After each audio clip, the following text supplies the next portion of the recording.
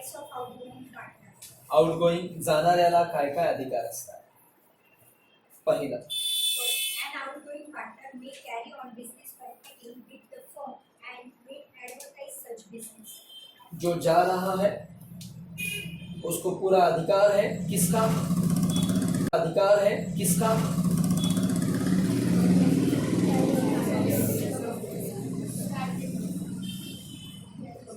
Competing business शुरू करने का. सेम बिजनेस शुरू कर सकते हैं end may advertise such a business. आप एडवर्टाइज भी कर सकते हैं. आप बिजनेस आप एडवर्टाइज भी कर सकते हैं. आप उन पार्टनरशिप से बाहर निकले. पार्टनरशिप में तुम्हारा होटल था, होटल, उसी के सामने तुमने दूसरा होटल डाला, चलेगा क्या? और उसकी तुम जोरदार एडवर्टाइज कर रहे, एक थाली पे एक थाली फ्री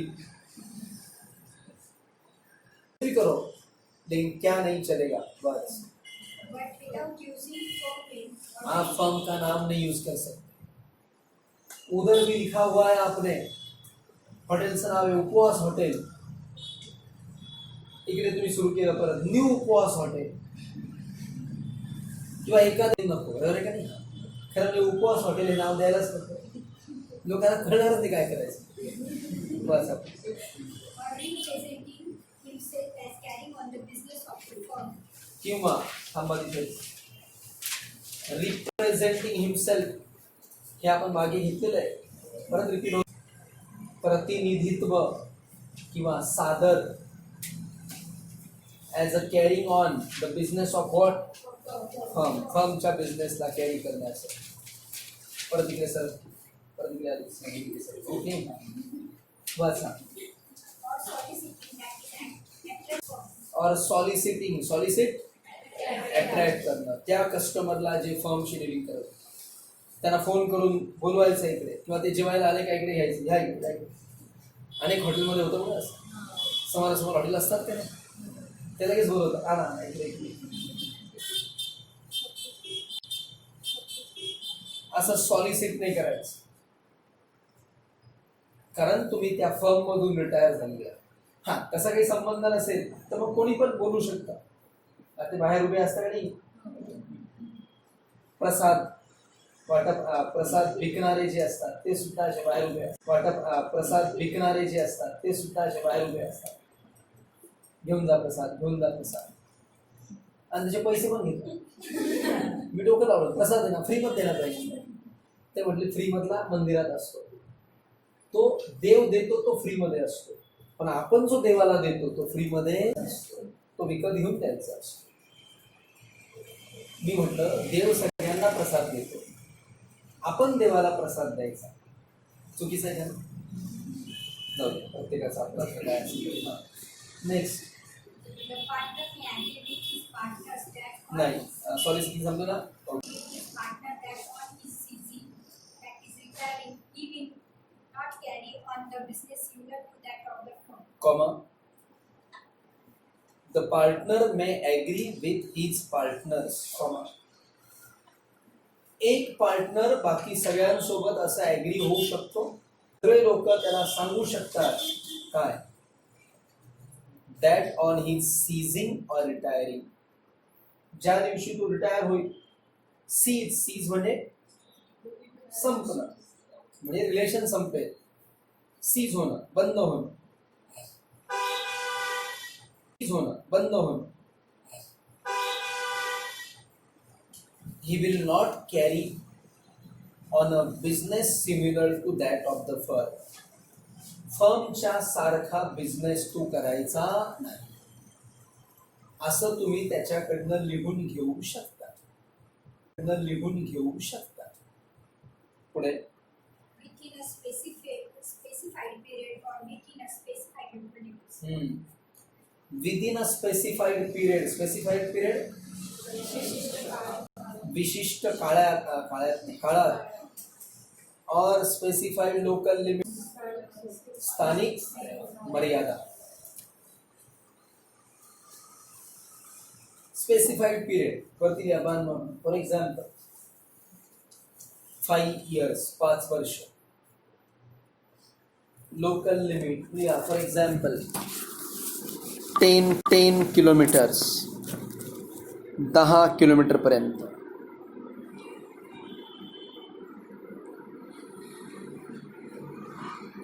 जमलं? एवढे किलोमीटरपर्यंत तुम्ही बिझनेस करायचा नाही. नेक्स्ट. such as करायचा नाही. Next. such as agreement will not be in restraint of sale if these restraints are listed. Yes. Such an agreement असा करार will not be in restraint of trade. In will not be in restraint of trade. in restraint of trade म्हणजे लिहा साईडला, व्यापार प्रतिबंध.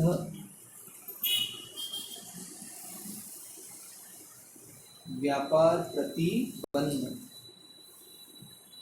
यातलं जाणार नाही केव्हा? If These restraints are listed. Reasonable, योग्य असतील तर. लिहा.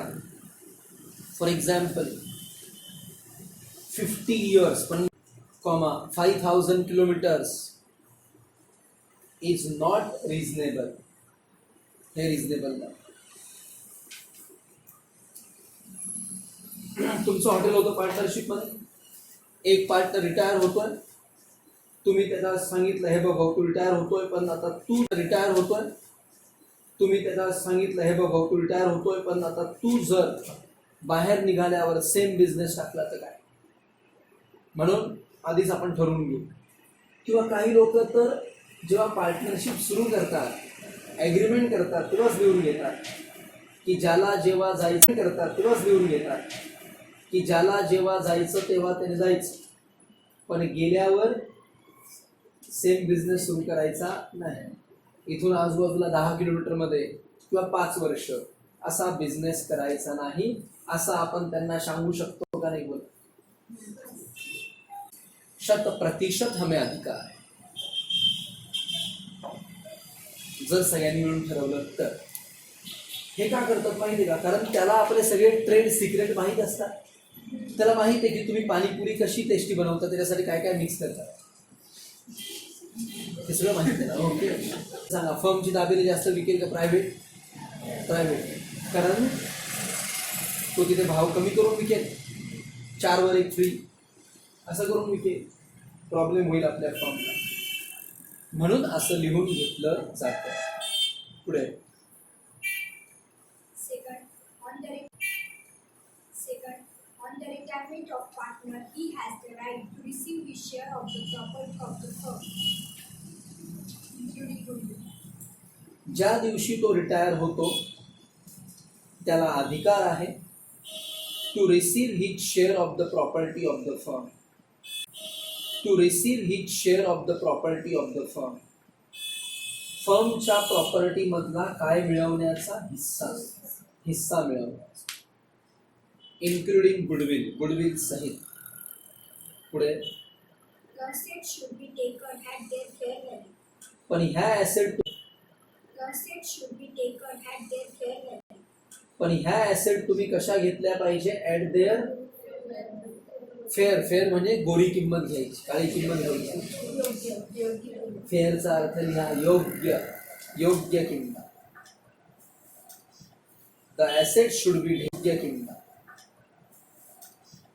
The asset should be taken at their कोणती व्हॅल्यू? फेअर. फेअर म्हणजे योग्य व्हॅल्यूवर घेतलं पाहिजे. पुढचं.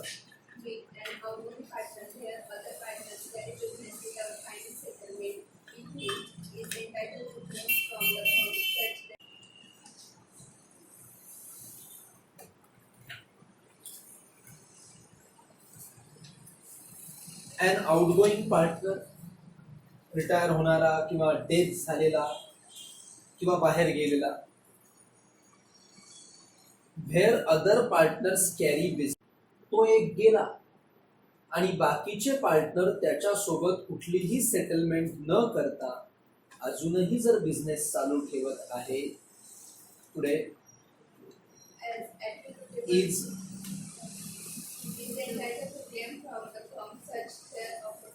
इज एंटायटल त्याला अधिकार आहे.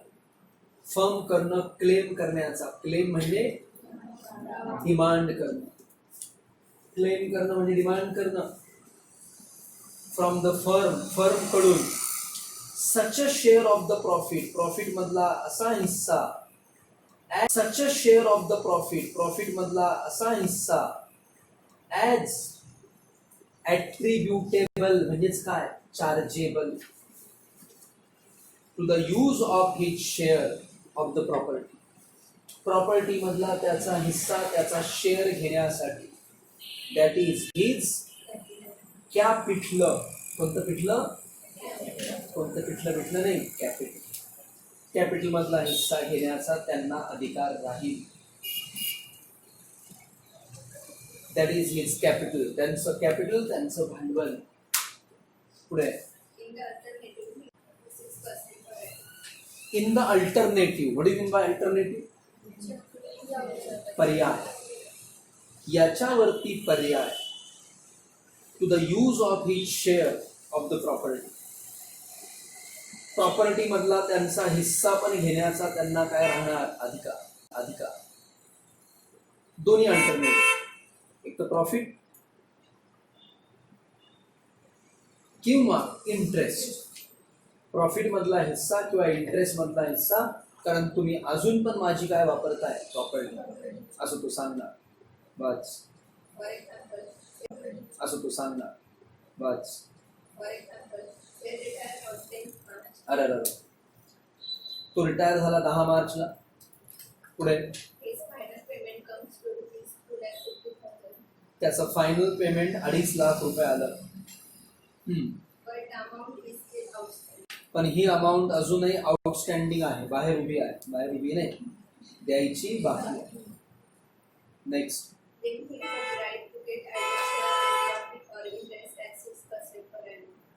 देन ही हॅज त्याला अधिकार आहे. कसला?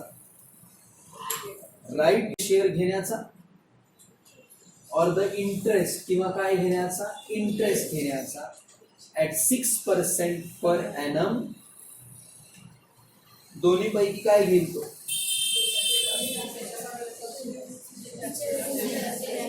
Whichever is more. आहे का ते शब्द? विचेवर इज मोर लिहून घ्या. पर नंतर बाण मारून विचेवर इज मोरे. नाही मोरे आज नाही. विचेवर इज काय? मोर. मला सांगा तू विचेवर इज काय? मोर. मला सांगा तुम्हाला जर कोणी चॉईस दिली की हे घेतो का ते घेतो, काय घेणार तुम्ही? जे जास्त असेल ते घेणार ना. का नको नको नको मला काय, मी संन्यासी आपला करायचं. पुढे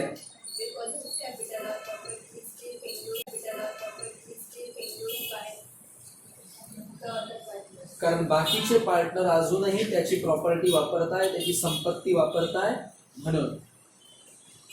म्हणून त्यांना तो अधिकार आहे. इतर पार्टनर अजूनही वापरताय म्हणून. पुढे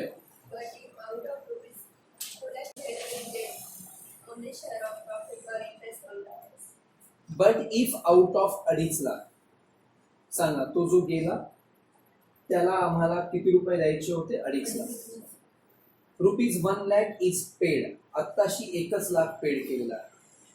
then Z will get the share of profit और interest on the balance. Balance म्हणजे लिहा, that is ₹1,50,000.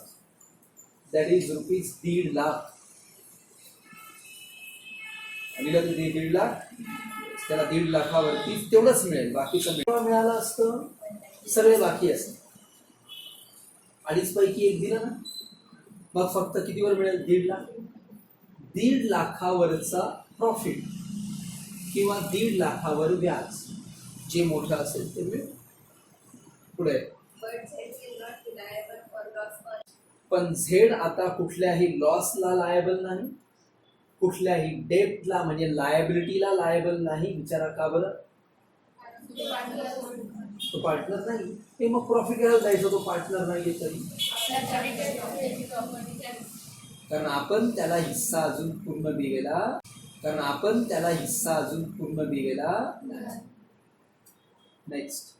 See, however, if by a contract between the partners an option is given to surviving or continuing partners to purchase the interest that is share of the outgoing party. However, परंतु if by a contract between the partners मध्ये contract करून an option has been given, आम्ही एक option दिलं. काय दिलं? Option नाही करत बसायचं, ऑप्शन. पार्टनर सर्वायविंग. अरे जिवंत असतात त्यांना काय म्हणतो आपण? ते जिवंतच आहे म्हणजे सर्वायविंग पार्टनरला दिलं आपण. टू द सर्वायविंग और द कंटिन्यूइंग पार्टी इंटरेस्ट म्हणजे share of the outgoing partner. आम्ही त्यांना हे दिलं.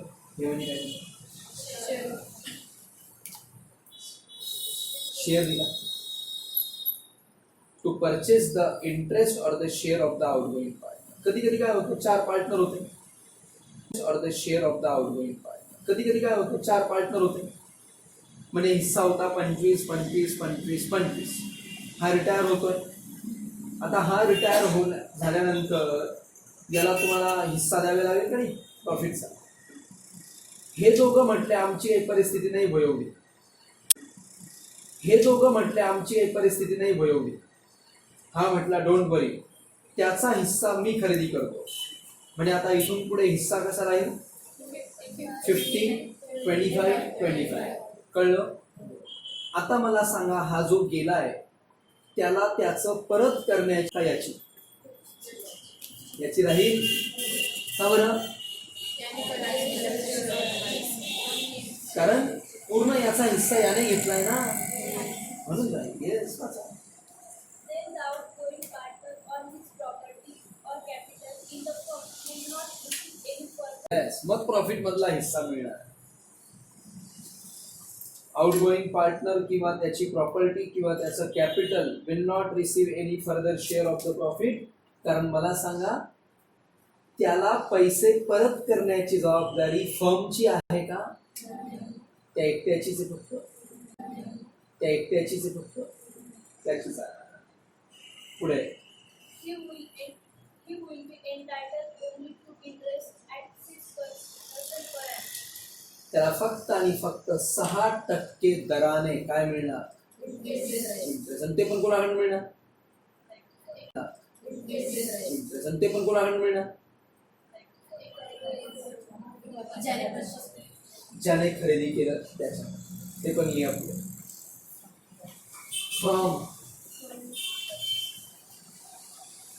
From the partner who purchased his share. त्या पार्टनर कडनं ज्यांनी त्याचा काय घेतलाय? शेअर घेतलाय. काय घेतलाय? शेअर.